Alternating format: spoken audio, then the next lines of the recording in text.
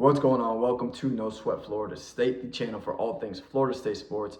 And man, this is going to be a quick one today. This is going to be a quick one. Week 2 went exactly how I wanted it to. I'm sure exactly how a lot of FSU fans wanted it to go. So let's just get into it. Coming into week 1 against Alabama, there was a lot of uncertainty, right? We didn't really know what to expect from Castellanos. We didn't know what to expect overall from the team because we had so many new pieces, new coordinators, new transfers.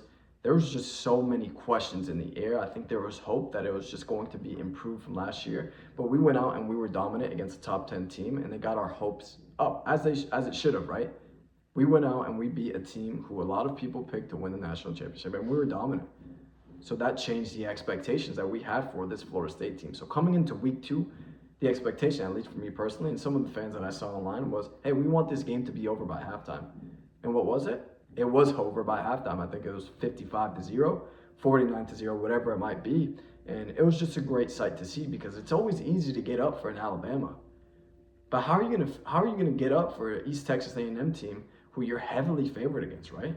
What's the mindset? You heard these guys talk about it throughout the week, the players especially, press conferences after practice. You heard them speak. You heard them say, hey, we moved past Alabama. We are now focused on East Texas A&M. And as much as you want to believe them, we've had some experiences here at FSU, which makes you think twice, especially me. Personally, I definitely made me think twice. It's like, it's easy to say it, right? But are you going to actually go out and execute? And they went out and they, put their money where their mouth is. And just from a gameplay perspective, we could get into it real quick. We look at our quarterback room. I love that we were able to put Tommy Castellanos in what felt like kind of like a live practice.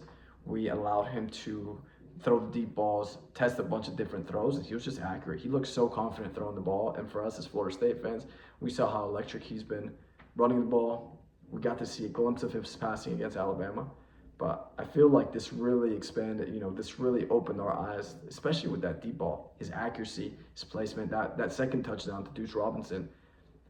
We are harping on the fact that Deuce Robinson caught it with one hand, as we should because it was an incredible catch.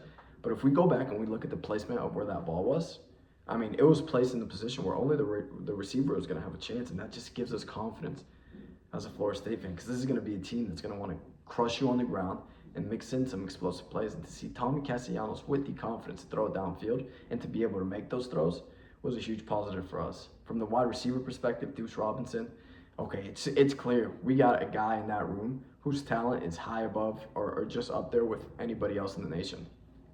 And I say that, I say that after a year last year where it felt like our wide receiver room was probably one of the main reasons, on top of the offensive line, why this offense just couldn't move the ball.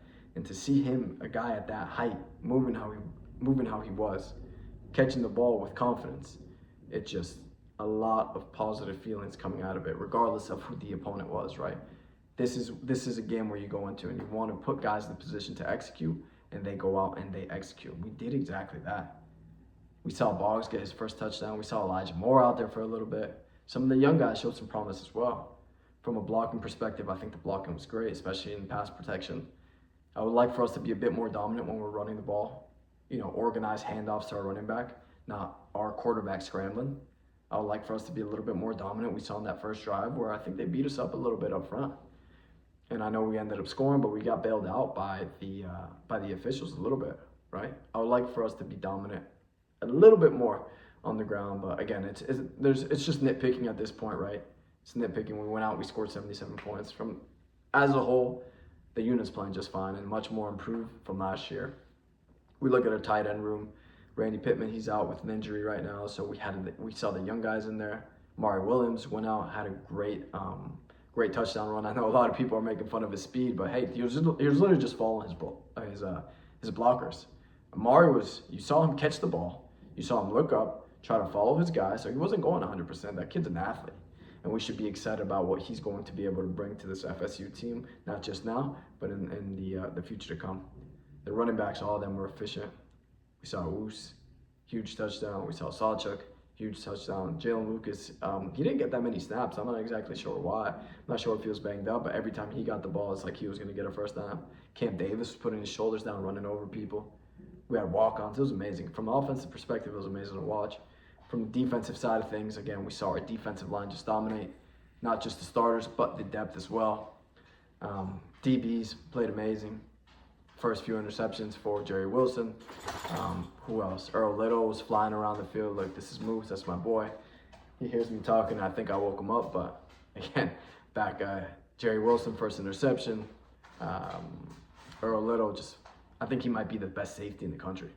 That man looks so confident out there. And we were able to get our starters out before half even ended. And I believe Mike Norvell said that 90 players played in that game. And that is just such a positive thing to watch, because at the end of the day, even when we took guys out, the level of play did not drop. And I get it. This is East Texas A&M. They're not a team that's as talented. They should not be on the field with Florida State.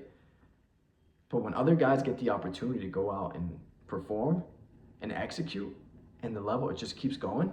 This is an East Texas A&M team, which I get it. They're not talented, but they only got outgained by SMU by 40 yards. Our backups, our third stringer, our fourth stringers, were crushing them. They were making life very difficult for them. So it was just week 2, coming off of week 2, I feel very, very confident in this Florida State team. Again, still in wait and see mode. To me, I'm going to be most confident after I see that Virginia game. If that Virginia game goes in the way that I expect it should go, they just played NC State this past weekend. Good team, very good offense, but the defense, a bit skeptical. If we could keep up our level of play on the road against our first ACC opponent, my expectations for this team are going to be very high. And I think they're going to be able to, but again, we take it week by week. We had a few injuries in this East Texas A&M game to Squirrel White. Who else? James Williams, Stephon Thompson. These are starters on our team. We need them back for that Virginia game for sure. So we're going into a bye week right now. They need to rest up, get healthy. I don't expect them to play against Kent State. That's fine. So as much as we wanted this bye week to come after like a Miami or Virginia, I think this bye week happens at a perfect time for us to get healthy.